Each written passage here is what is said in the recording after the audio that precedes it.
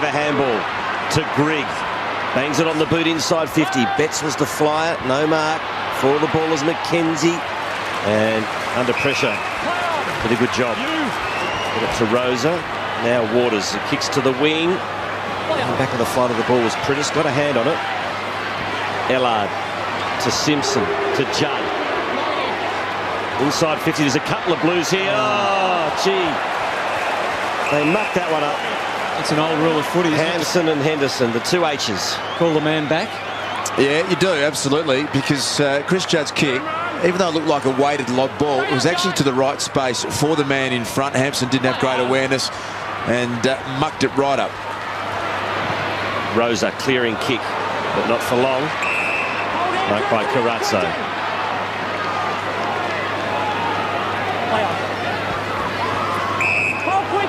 Kicks to Joseph.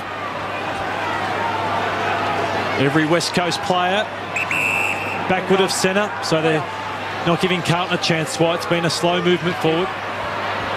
Goes long into the pocket. Rosa again. So throw in. And the 26-point half-time margin's been cut back to 10. In this third quarter, here's some of the differences in the numbers as the Blues get on top here. Clearances inside 50s.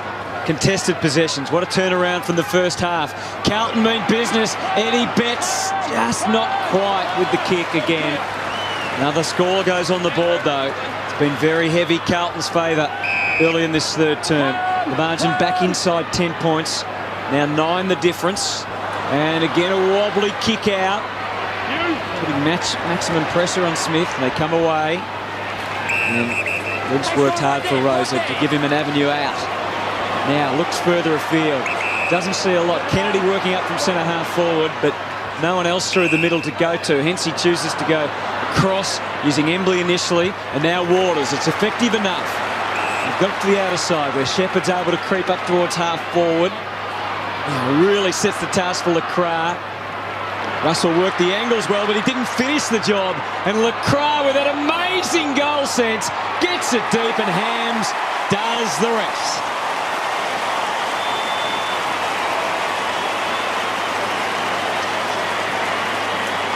Do we think LaCroix was passing there, or was he actually having a shot? He was having a shot. What do you think? Every single day of the week. At the moment, he just got no other vision apart from the goals. And why not, Lloyd? He's on fire. But what about, once again, we saw the pressure that Carlton have been putting on, but then back inside their defensive 50, just too easy. And I'm not sure who's accountable for Hams, but that's not a great look for Carlton.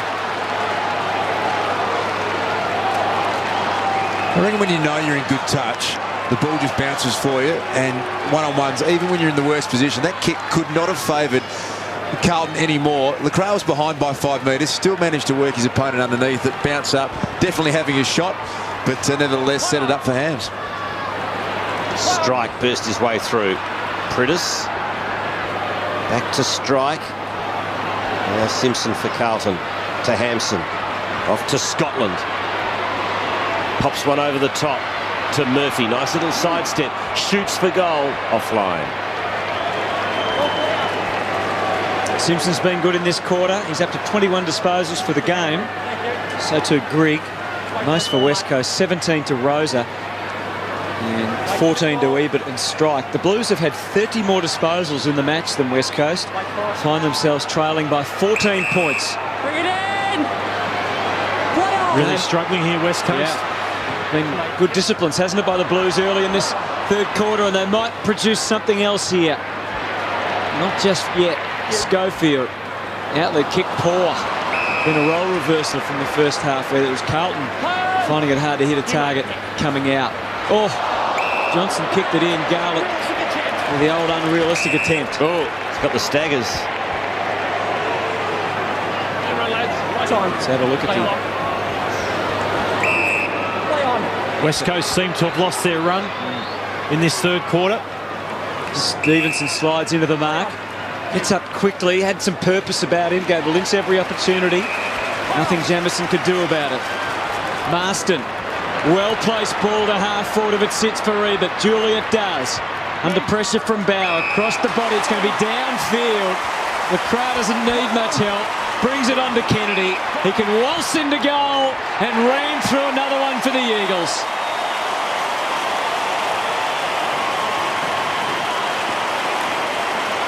And for all Carlton's efforts, it has not amounted to too much so far. Yeah, it was just a really good ball that came to Lynch through the corridor, led up on Jamison. That broke open Carlton's ability to try and press forward.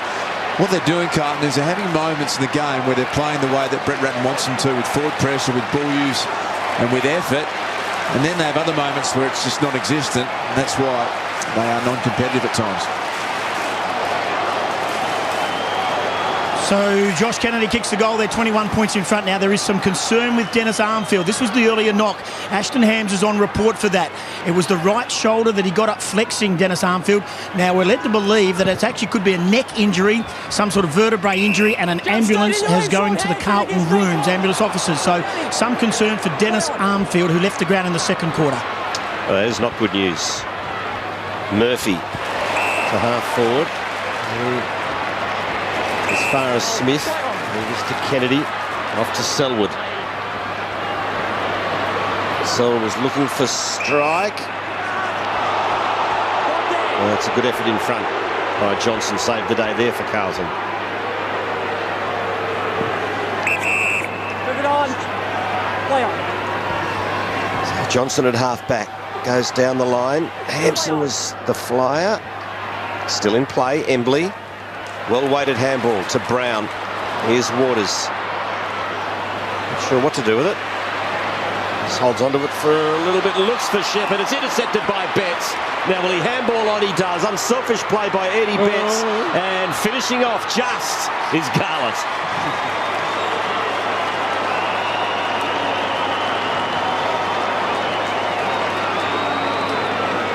Darcy made a point of Betts, Garlett and Yarran, and they've looked lively at the start of this third quarter, haven't they? That's not just about kicking the goals, but great to see Betts actually cut off one and create one for his teammates. The things you can control in the game, aren't they? Your forward pressure and your effort and your intensity to run and chase. You can't always have a night where it goes your way and you kick 4 or 5 goals, but first half watching them, they're just floating around, not a lot of intensity. I think they got a good, strong message at half-time.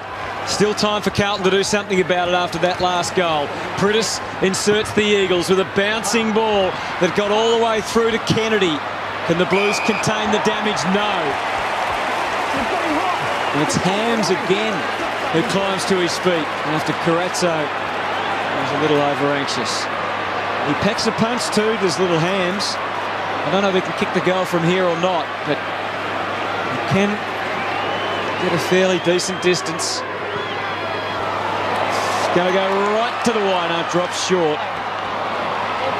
And just sneaks through for a behind. And the Eagles' margin extends to 15. Halfway stage of this third quarter. Just on Hams, he was one of those guys that they said was too small. You can't make it at that size, but won the Simpson medal last year, best on ground for Claremont in the grand final. He had 28 disposals and took 14 marks. He's got his opportunity on the rookie list. Selwood. There he is again. Dishes off to Brown. That's ball touched off the boot. Judd squeezes the kick out. Hams again. Now Waters to Schofield. Now Embley in centre half back. Kicks into the middle. Not quite finding Marston.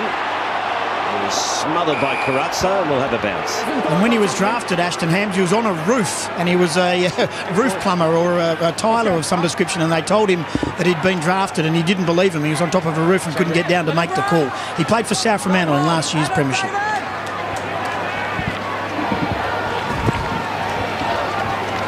Bounce, cocks the tap to Prittis.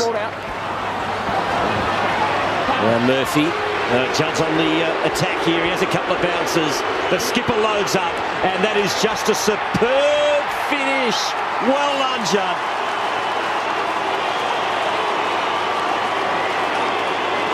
He just pounced, didn't he, like a leopard.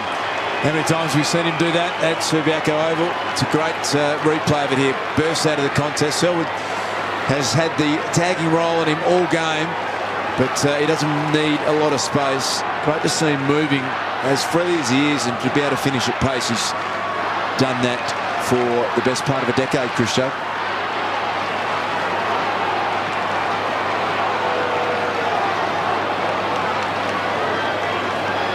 Turned back the clock there, Hutto, didn't he? I know he doesn't read any papers or watch much footy media, Chris Judd, but he might have heard a whisper that a few people just criticised him a little bit last week.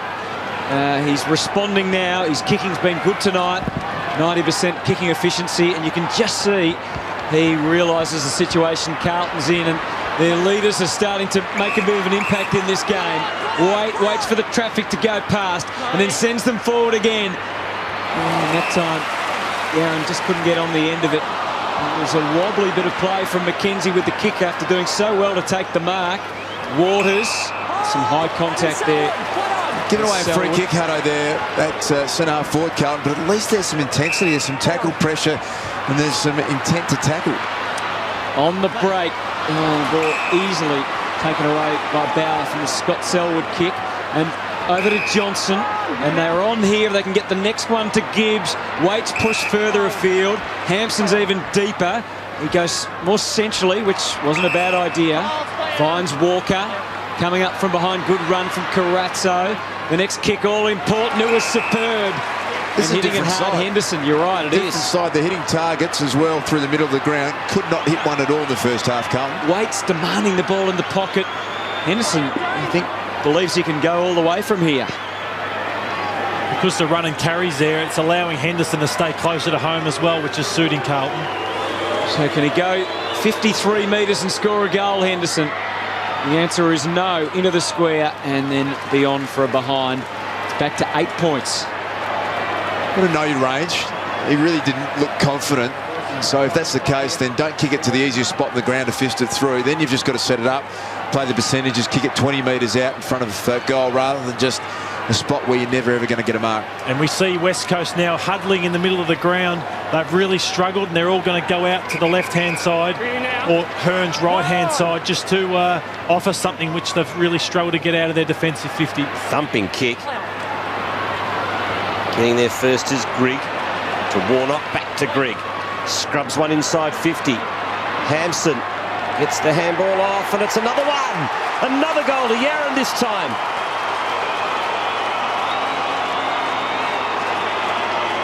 Well, they've come from nowhere. Once again, West Coast just cannot penetrate out of the defensive side 50 with their kick-ins. No, they're having all sorts of troubles, and by foot, it's a real role reversal from the first half. And Yarran, it's Betts, and it's also Garlett, who are up and about all of a sudden, getting involved. And unfortunately, that's the sign. That's the scene with Armfield, Dennis Armfield, who's been taken to hospital for precautionary x-rays on what could be a neck injury. So this is not good. Hams was reported in the incident. Like the initial contact was made on the shoulder, but obviously there's some damage to the neck, so he's off to hospital. And Dennis Armfield for precautionary x-rays. It shows why the AFL have brought those rules